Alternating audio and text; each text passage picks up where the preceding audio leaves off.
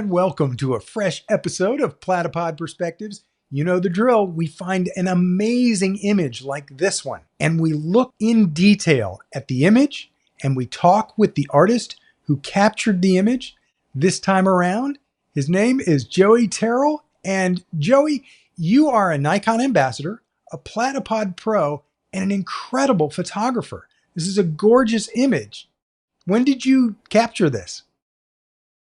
Well, thank you, first of all, and thank you for having me. I captured it maybe 6 weeks ago. I was looking for something to work with the Platypod system, to be honest, that where I could contain everything in one set. I wanted to be able to have not only the lighting, but also what held that feather in place as a unit. And the Platypod system was one of those things that would allow me to do it. The reason I wanted to do that is I wanted to be able to take the entire system and kind of rotate it as a unit. So to the camera, if I wanted to turn it so I could see a different view of the feather, the lighting wouldn't change. It would stay the same because everything was all rigged together. And so it worked out really, really well. It did. The detail in this macro photo is absolutely incredible. Of course, being a Nikon ambassador, you really do have a command of the gear itself. So can you tell me a little bit about the process of this capture? And I've studied it a bit, so I know there's focus stacking involved. So can you unpack that a little bit for us? Yeah, I think what I'd like to do is just lay a little bit of a foundation about what focus stacking is and why someone might use it. A lot of people think, a lot of photographers think that, why not just use a smaller f-stop and get more depth of field? And the truth is when you're working at magnifications this large, this is at 1:1 or life size, that you really can't hold focus, even though the feather is only about maybe that big. It's not terribly large, and it's round or there's a curve to it.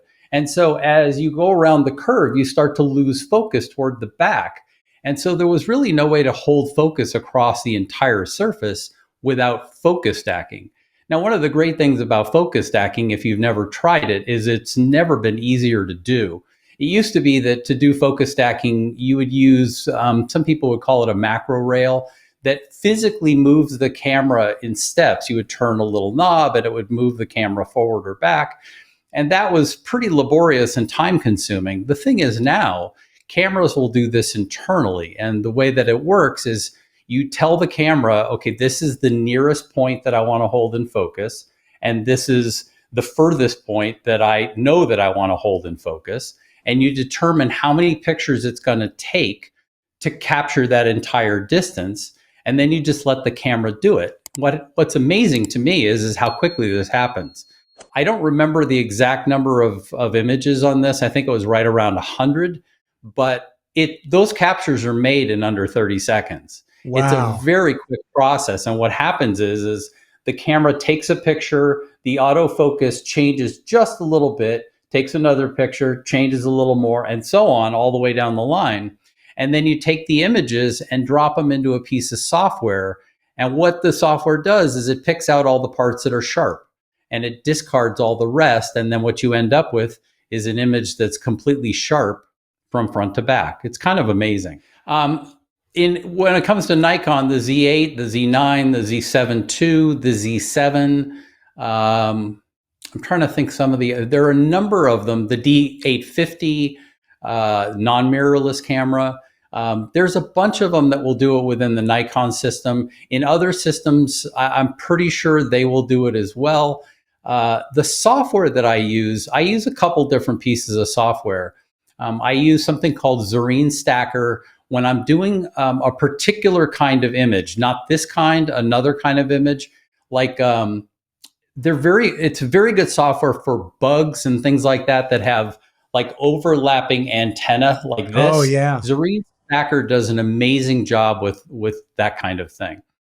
For most of my stacking, I use something called Helicon Focus. And it's a very, very user-friendly, very, software that's very easy to use, and it's very, very fast. And so I would say probably 75% of the time I'm using Helicon Focus, 25% of the time I'm using Zareen Stacker. You also talked about building a mini studio and being able to move it around. What kind of advantages did that afford you in being able to pick up and kind of move your mini studio? Well, typically, I mean, I'm fortunate in that, I do this for a living. So I have a studio that I work in all the time, and it's a big tabletop, which is kind of a misnomer because it's 7 feet by 7 feet. So it's kind of a big tabletop. And there's a cutout in it that allows me to sort of walk into the table. And then now I'm kind of into the set and I can work within it. And so everything sits on the table. I have carpet on it, which means everything can slide.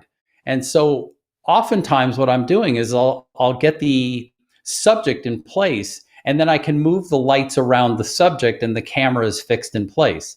What I wanted to do in this case is I wanted to have the feathers supported by the Platypod system, and at the same time have all the lighting rigged around it. And so this was really complex in the sense that, like those little barbs that are down there in the lower right-hand corner, those are bright white. And the right side is being lit with an LED panel. And if I don't put a little black card in front of those barbs, they're going to be overexposed. And so I used a little gooseneck arm with a little gator clip on the end of it that was attached to the whole Platypod base. And I was able to block some of that light. So all the lighting I did, not only the lights themselves, but also the light control, the flags and all of that, were all mounted on 2 platforms. And I set the entire thing on an Apple box, which is just a wooden box. And then I was able to rotate it, and everything went with it, meaning the lighting went with it, the flags and everything went with it, everything, and the feather turned. And so I could leave the camera in position and then just rotate the feather and look at it from different angles without anything changing other than my viewpoint from a photographer's perspective. Well, it was a fantastic result. And I can't thank you enough for sharing the behind the scenes and helping our viewers understand what went into capturing this image and then post-processing and pulling it all together and focus stacking. I am one of those focus stack rail guys. I remember doing that, and what a challenge it was, but big rewards for that. But I did nothing close to this. So it's a fantastic thing. Now, I know, because I've taken some of your classes and seen some of your videos and read your articles, I know you have a lot of training and things out there besides what we've just done today. Can you tell people where they can learn more about you and learn more from you and find out more about your photography? Absolutely. I think probably the best place is just my website. It's joeyterrill.com.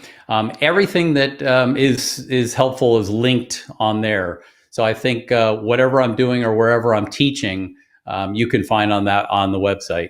Very good, Joey Terrill. Thank you so much for sharing the secrets behind this gorgeous image and the capture, and letting our viewers know what all was going on behind the scenes.